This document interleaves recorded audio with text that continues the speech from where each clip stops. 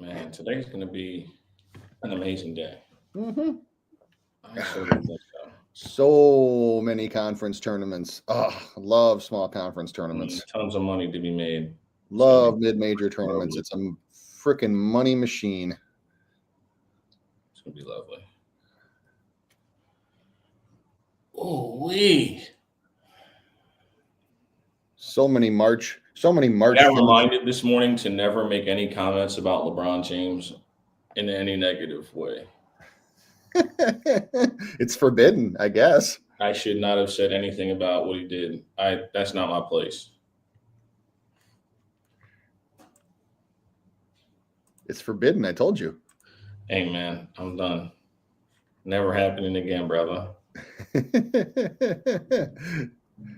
Never happening again. Okay, we are back. College Hoops RX. It's your boy Sosa Picks, joined with Spin Doc Sports. How we feeling today, brother? Oh man, what a good day. What a good day. Made VIP made money. Free plays made money. Live plays made money. Everybody made money. Right here. Suns team got the dub. We're on to the next round. Couple games away from state. Next one tomorrow. It was a winning day. A winning day. Fun day of basketball. A lot of fun finishes, including one that when we get to it, I want to show you because I want to show everybody what a well executed last second play looks like because we had it last night. But yeah, just a really fun day of basketball, and we got all kinds of stuff for you today. So how about you?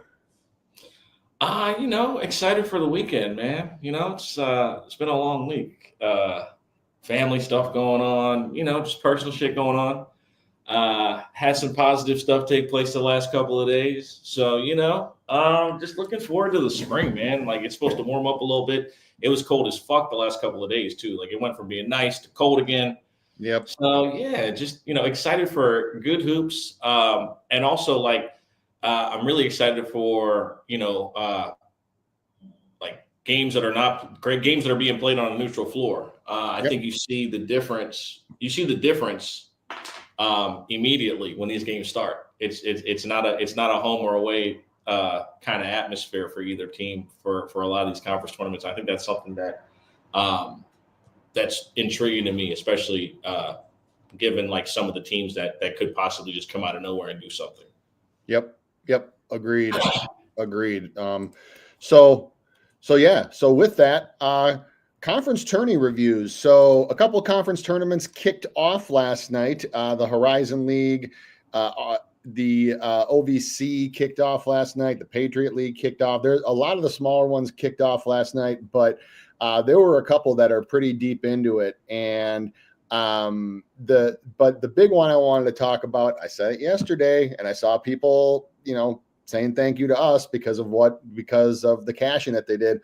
Arch Madness, unders, with the exception of Indiana State and Southern Illinois, who played absolutely no defense because I watched that game wire to wire.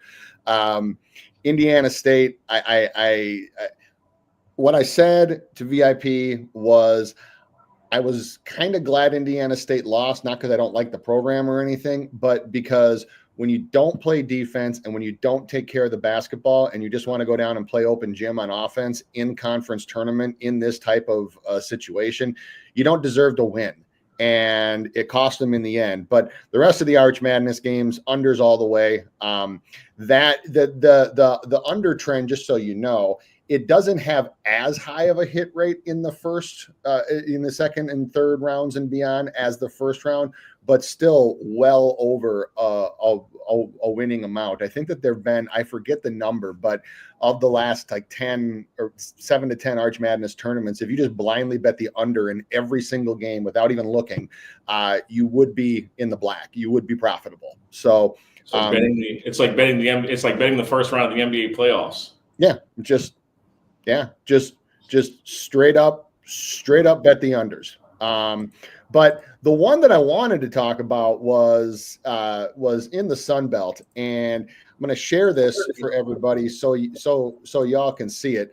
This is Old Dominion. I've actually followed this program a couple times, and they are the 10th seed, so they've already played. This is their second game because the Sun Belt does ladder format. Texas State's first game. Texas State actually beat Old Dominion during the regular season. This is what Sosa was talking about playing on a neutral floor. You got 61-61, and I want to give a shout out to Coach Mike Jones of Old Dominion, This was so beautiful. This was just beautiful. Who's the guy standing right here? Who's the guy standing right here next to the official? This is an example of a well-executed, well-designed out-of-bounds play in crunch time. I love this play. Double screen the screener, coming across like that, right to your best shooter, bang. Just perfect. Those are the kinds of moments that make me just live for March, because that kid's going to remember that shot for as long as he lives. The execution was perfect. And like I said last night, whatever team I happen to coach next, whether it's AAU or otherwise, Coach Jones, I hope you don't mind, but I'm going to steal that one, because that was just a perfectly executed out of bounds play.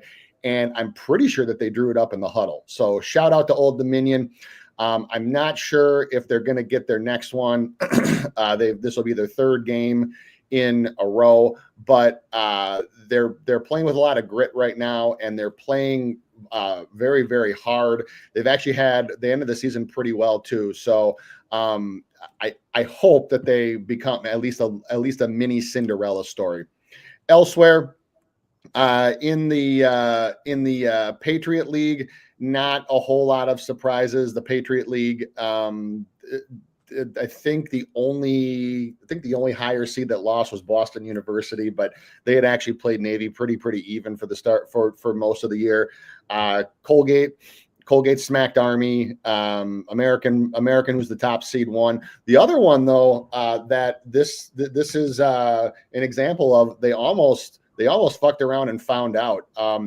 Lipscomb was down by 9 in the second half. Lipscomb, I talked about how them being a team there where if they make the tournament, they might be a darling favorite of mine to upset. If they get the right matchup, they can upset a power conference team very, very easily.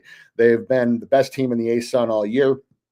Down by 9 in the second half against Queens, who actually can't even qualify for the NCAA tournament because they just moved up to D1. And almost lost the game. They had a late rally, forced overtime, and ended up winning. But it's just proof, man.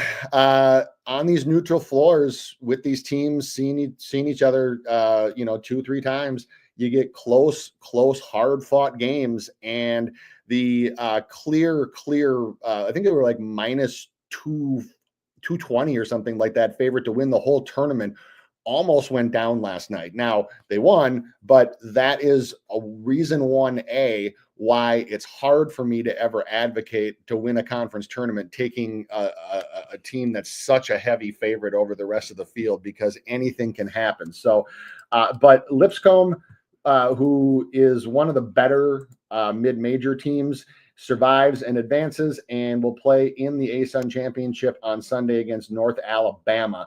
Once we get to Sunday, I will definitely have a breakdown of that game, because these two teams split during the regular season. They each won by double digits on their home floor. This game is going to be close. I'm actually really hoping that we can get more than a 1 possession spread for Lipscomb, because I'll probably be on North Alabama for this one. Either one of these teams can win that game. And I think elsewhere, the only other bigger upset was Greg Camp, man, longest tenured college basketball coach in the land in Oakland. He did it again as the 6th seed, 16 and 17, upset Milwaukee, who was the 3 seed in the Horizon League quarterfinals. Oakland, not nearly as good as the team that went to that made that NCAA tournament run a few years ago, but they are playing their best ball at the right time. Now they got a tough one coming up. They got Robert Morris. This is Robert Morris's best team by far in a long time. Have lost both to Robert Morris this year. So, the Cinderella dream might die. But for the time being, it was a fun game. So Other than that, not really a bracketology breakdown for today because not really a whole lot of things happened. There weren't really a whole lot of bubble teams that really even played. The only top 25 team that played was Michigan State. Sparty clinched the Big Ten regular season title with a win over Iowa. I don't think that that's going to change any of their motivations whatsoever for playing Michigan State or for playing Michigan on Sunday. That's a game that both teams always get up for. So we'll cross that bridge when we come to it. So anything else that you had from last night? Nah, nothing really surprising, man. Just ready to dive into the slate a little bit today. Obviously, we got early starts for a bunch of tournaments, a bunch of different things. So, yeah, let's just get straight into it. Obviously, first game we're going to get into is in the CAA tournament.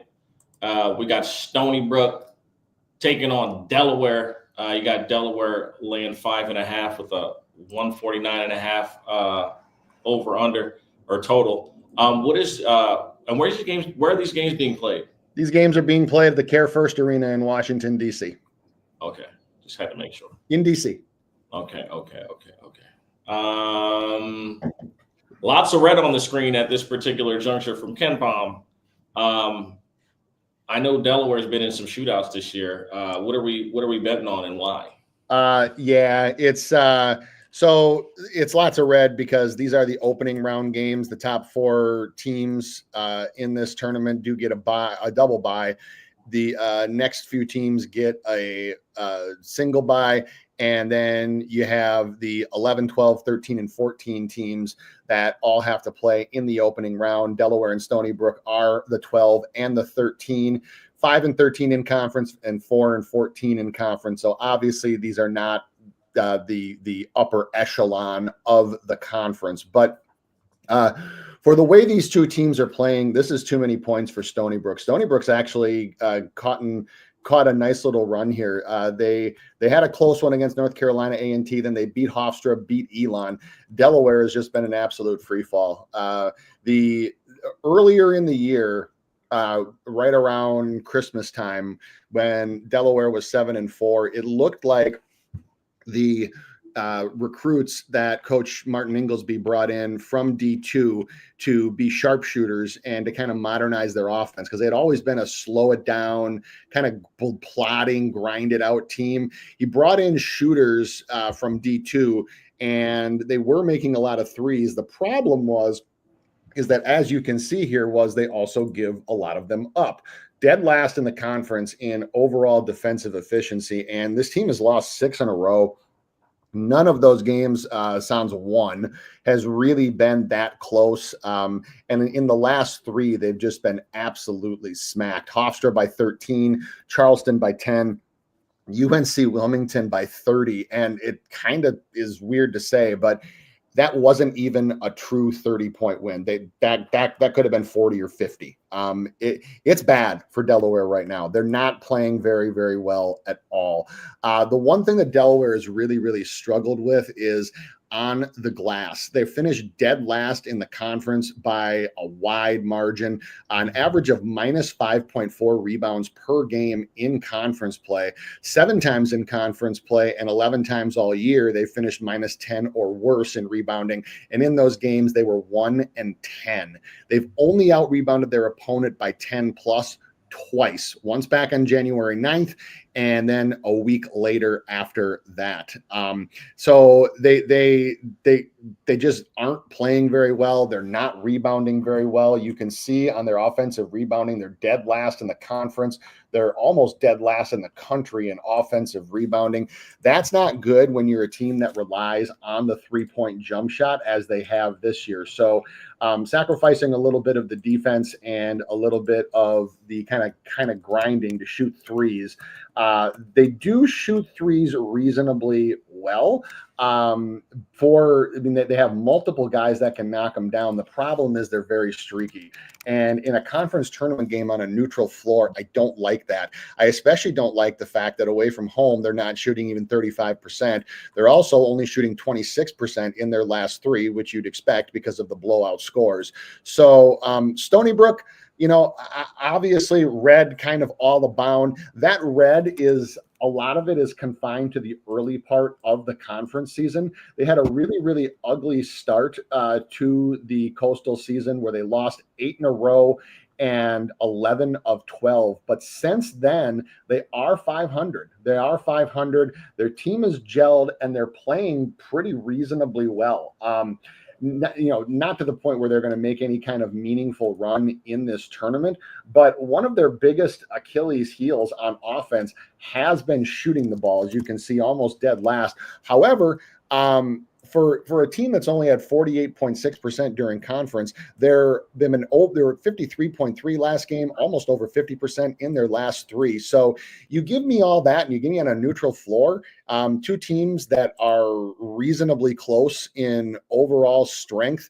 And Delaware beat them by 10 back on January 16th, but that was a different Delaware team, and this is a different Stony Brook team. Back on January 16th, Delaware was still 10-8.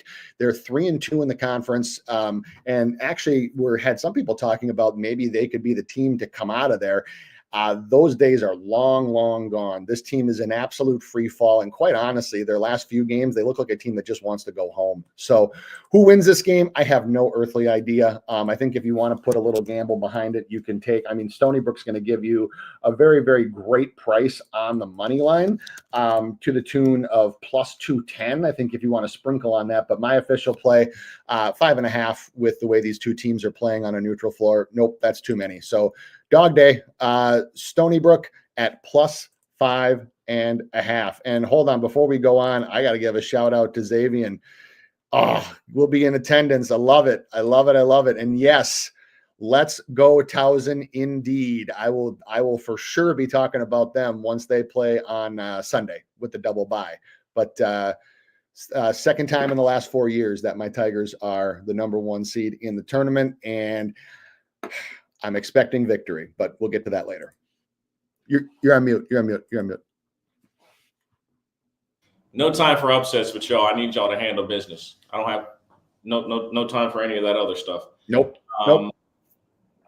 Obviously, the game I want to get into, if you could pull it up actually on KenPom, is the High Point Gardner Webb matchup. It's a noon start, early game, early money.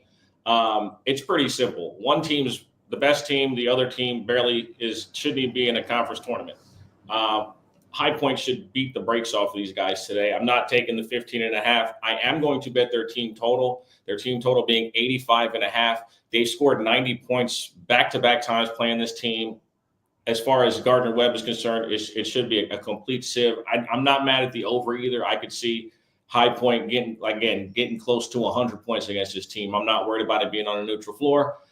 They went to Gardner Webb and just put it on them earlier in the season. It should not be very difficult for them to get through this.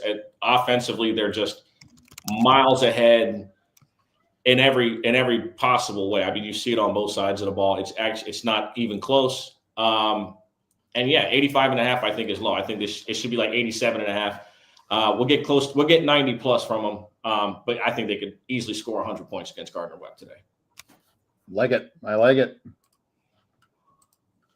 All right. I'm not mad at covering the 15.5. I'm not mad at that either. No, I could see that too. Delta S, I agree. Yep. All right. So from the early to the late, but all of our games today are either on the very, very early slate or deep into the night. And we're going out west for this one. We got Pepperdine against Portland at 9 p.m. Eastern time. You got Portland laying 1.5. It's 2.5 in some places. It's not going to make a difference with the total of 155.5. So third time with the matchup for these two, but it doesn't make a difference.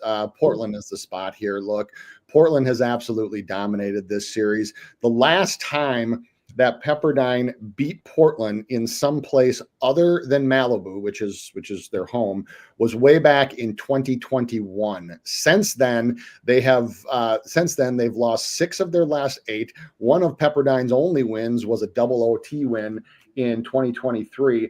And the last two games between these two have just been absolute whippings by the Pilots. Absolute whippings. Portland just has an absolute domination in athleticism. This Portland team does get to the rim very well. They get to the free throw line very well and shoot free throws very well, as you can see right here. And obviously you can see some of Pepperdine's defensive metrics. Not good at all. You'd look at Portland's defensive metrics and you'd think, well, okay, on a short spread, are they going to be able to hold them to enough points? Portland in the two games this year has held Pepperdine under 68 points in both of these games, has also held them, if I remember correctly, under 45, actually, I think under 40% shooting in both games. Pepperdine just does not have the athletes, and they don't have the athletes on the wings here to handle Portland. So, is either team that great? No, not really. But you also have a Pepperdine team who's shooting under 50%, last three for effective field goal percentage. And then you have a Portland team that's actually starting, even though they're 8-16, offensively, they're really starting to peak. This Portland team has won 4 of their last 6 games, and they've put up 80 points or more in all of those games, with the exception of against St. Mary's. I give them a little bit of a pass for not putting up 80 plus at St. Mary's. I'll give them a pass for that one.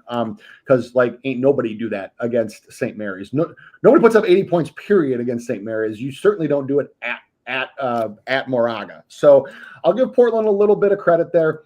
And I also look at them as they're shooting 55.9%, a lot of high efficiency offense ever since, actually, really, it was the Pepperdine game on February 1st where they just beat the brakes off of them following an ugly loss to Loyola Marymount. That really kind of sparked this run.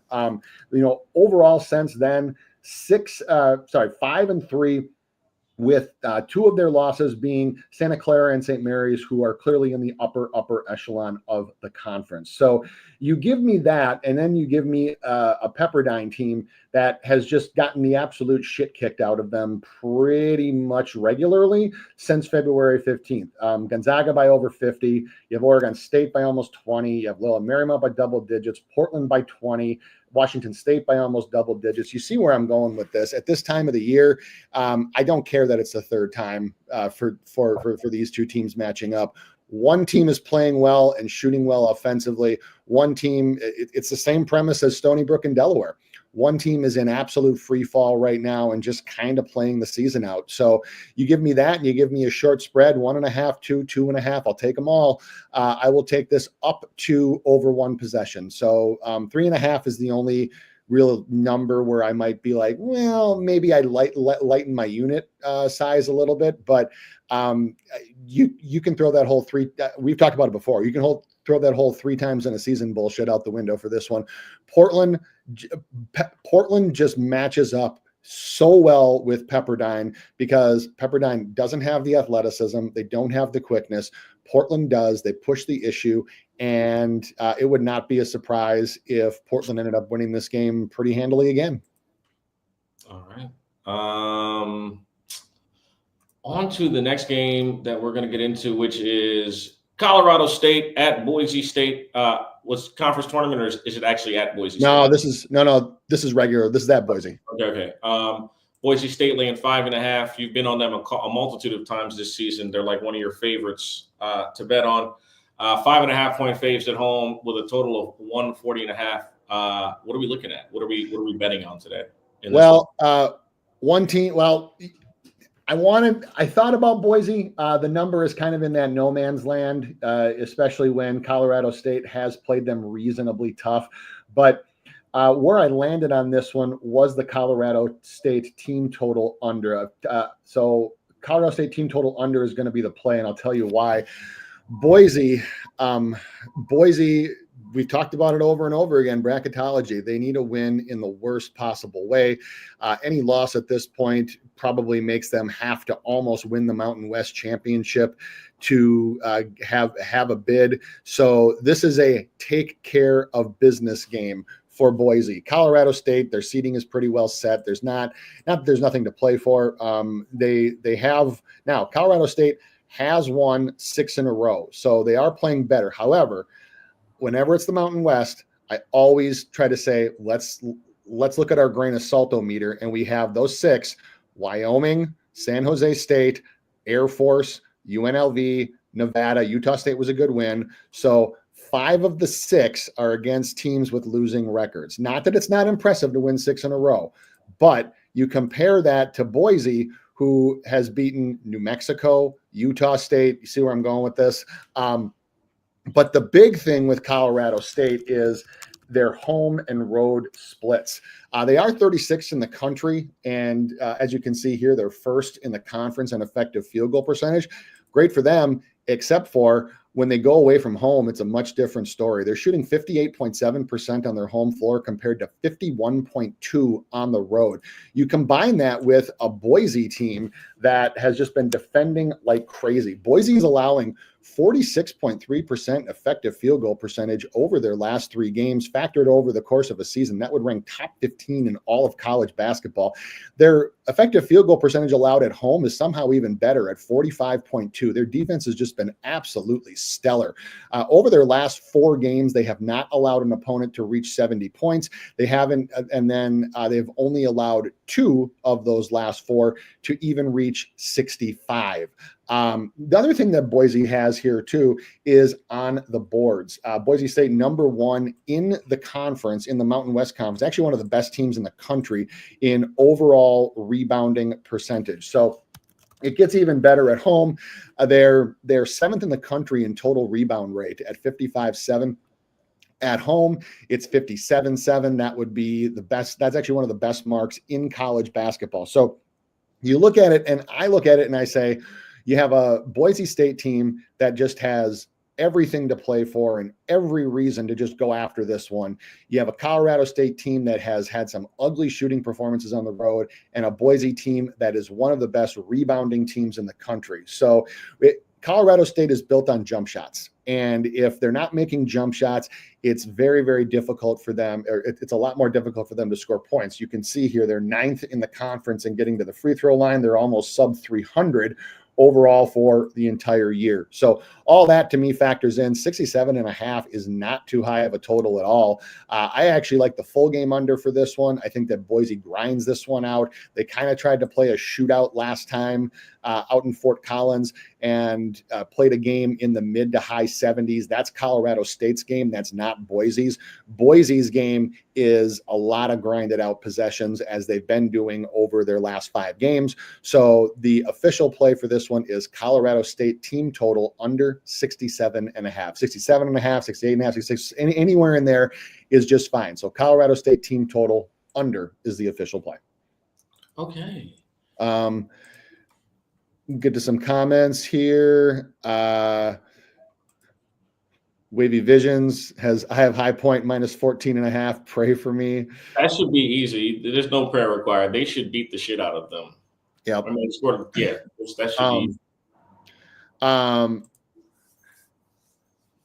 I'm not going to say anything about that. Can they? Here's what I'll say. College, UNCW, yes, they can. College of Charleston, I don't believe in this year. No Pat Kelsey.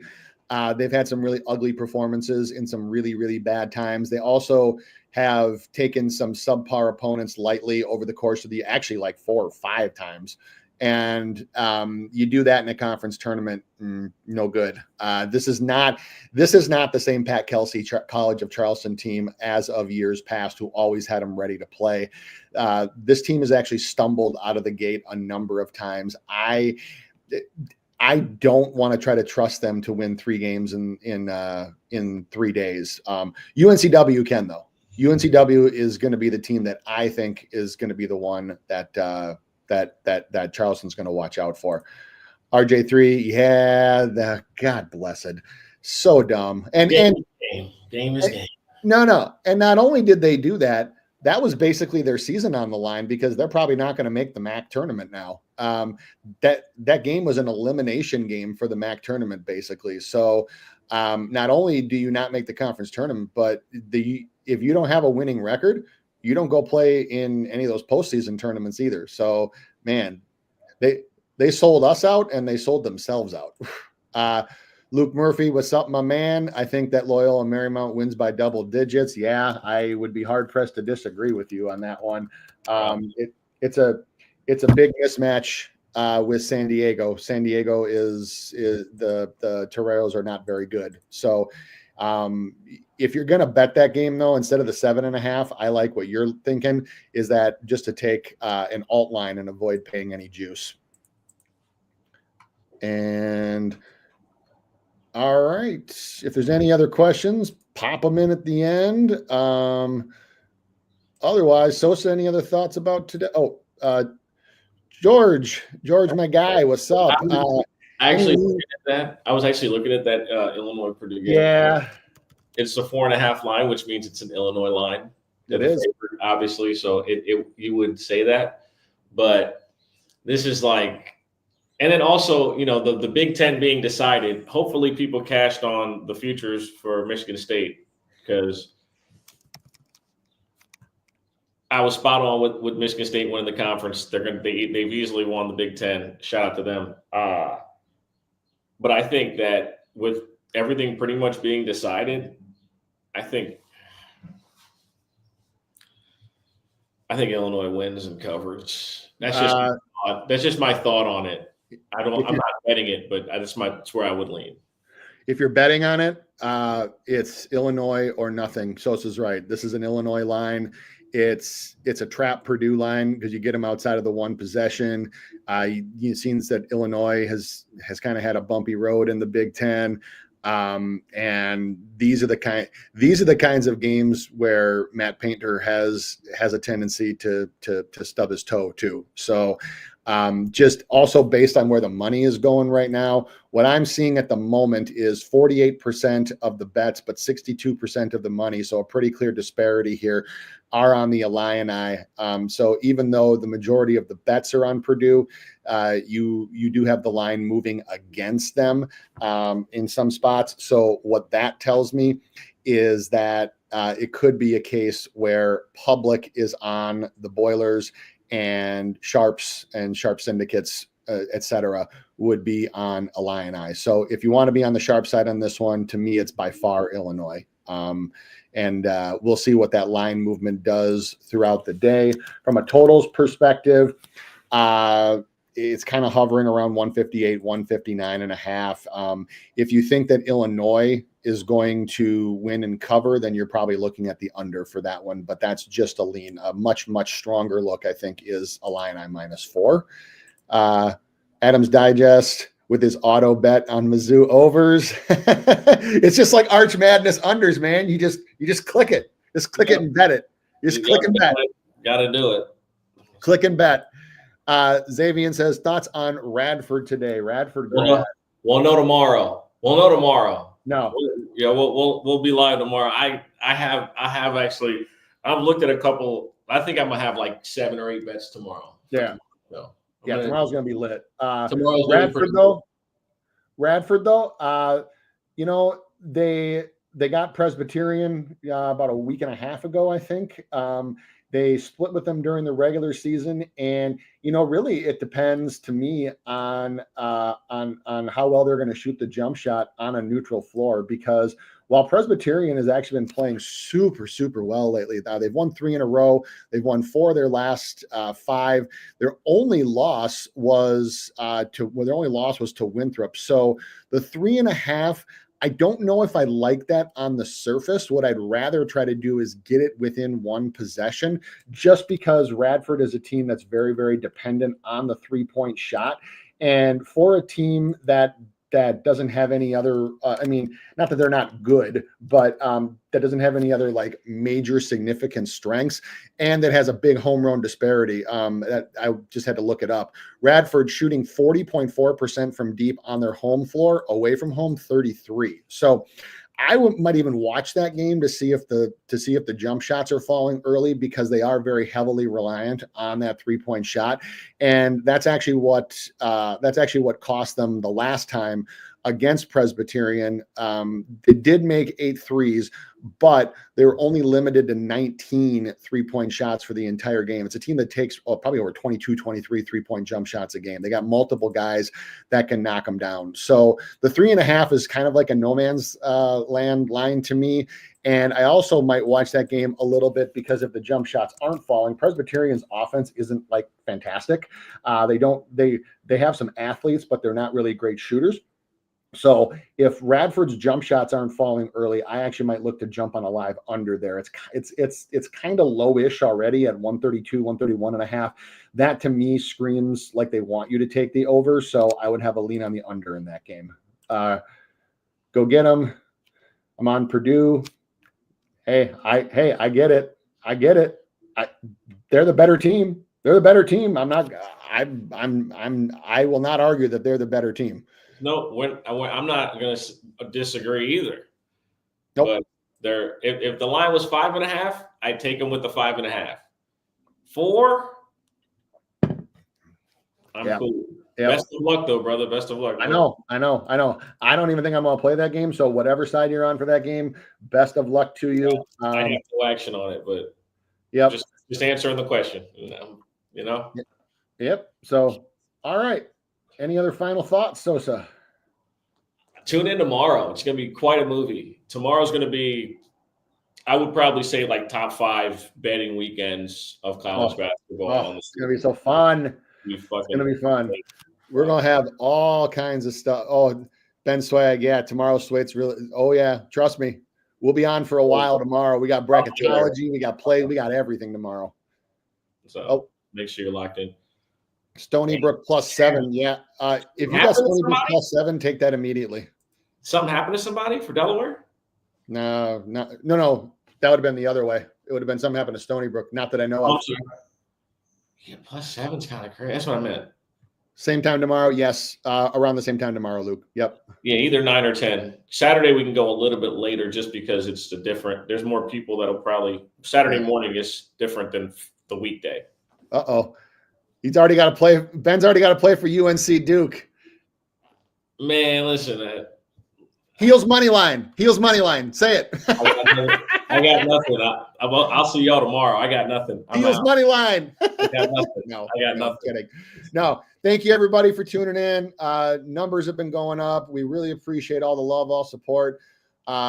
Really, really love providing you guys content. And yeah, we will be doing this until the final whistle. Till the final whistle in April, man. This is the best time of the year for sports. The best. Yeah. So best of luck. Like Go Get 'Em said, best of luck, everybody. And we will see you tomorrow. Peace.